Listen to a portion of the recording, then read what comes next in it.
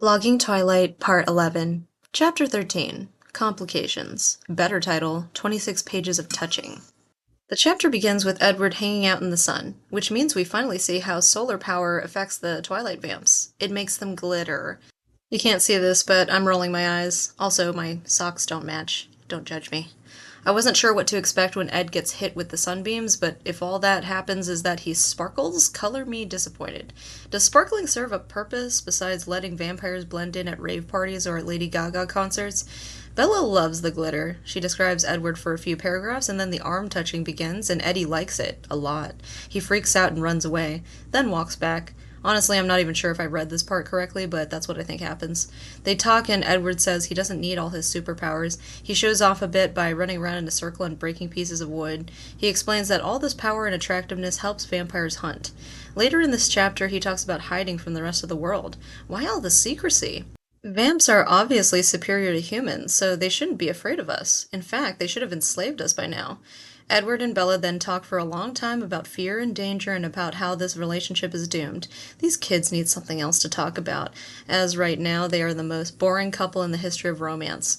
The relationship between Mike and Jessica, or between Eric and his Babylon 5 memorabilia, is more interesting than this dull duo. Edward explains that each vampire is drawn to a particular kind of scent/flavor of human, and Isabella is his favorite flavor. He likens his desire to drink her blood to a drug addict craving his vice of choice. "You're exactly my brand of heroin," he says. Because this is a romance novel, lines like that seem to work, but I bet if a normal guy said that to a normal girl, the girl, if she had any sense at all, would be put off. It's a pretty stalkerish thing to say. Why is Bella so irresistible to Edward? I have no idea. But since he wants her blood, why can't he have some? A normal person can donate blood every few weeks. So if Bella started now, she would have a whole cupboard filled with Eddie treats in no time. And then "I can't be with you, but I must be with you" nonsense could end. Maybe he could just drink Bella's mother's blood instead. Or maybe Bella's mom and dad can get together, have another kid, and feed it to Edward. But if they choose to do that, they shouldn't name the kid because they'll get too attached. I'm just throwing out ideas because I'm sick of Edward complaining.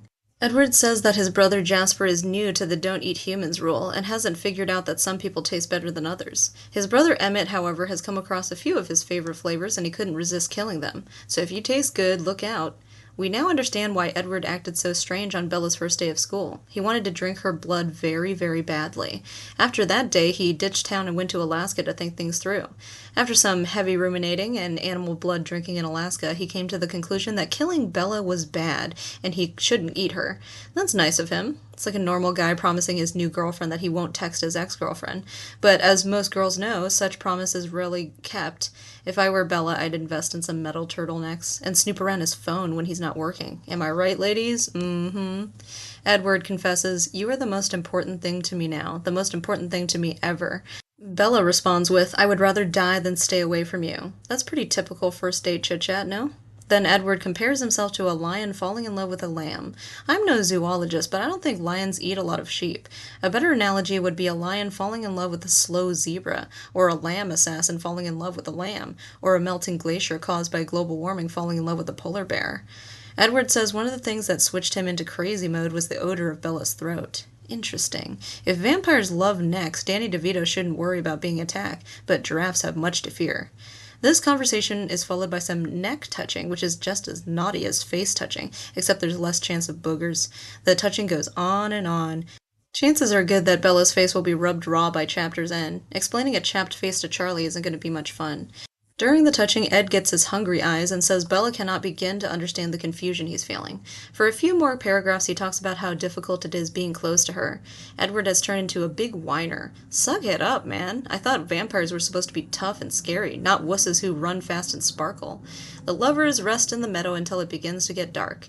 Instead of hiking back to the car, Bella hops on Edward's back and he races through the forest. This feat of strength brings up another question. How does vampire metabolism work? Athletes need to eat tons of food to offset all the calories they burn. It stands to reason that vampires are burning an even greater number of calories as they run and lift heavy objects. Plus, they never sleep to rest their bodies, and I don't think blood has many carbohydrates, unless you make some sort of blood bread. So how can vampires possibly go for days or longer without drinking blood? This is confusing. Please don't tell me the answer is magic, because if that's the case, why would they have to drink blood at all? They finally make it back to the truck. Bella's in a state of shock after being carried through the forest at high speeds. Before leaving, they stare at each other and finally kiss. This gets Bella too excited and she can't control herself. Edward has to step back before he kills her with passion. Between the kiss and the forest run, Bella is a bit out of sorts. In a somewhat sexist fashion, Edward asks if he can drive back. At first she won't let him, but then, because she is too smitten, she just allows him to drive, and the two head home. Prediction: on the ride home, Edward asks if Bella is afraid of him. She says no. Then he says it's dangerous for them to be together. She says that she doesn't care. Then Edward asks if Bella is afraid of him. She says no. Then he says it's dangerous for them to be together. She says she doesn't care. Then Edward asks if Bella is afraid of him. She says no. Then he says it's dangerous for them to be together. She says she doesn't care. Then Edward asks if Bella is afraid of him. She says no. Then he says it's dangerous for them to be together. She says she doesn't care.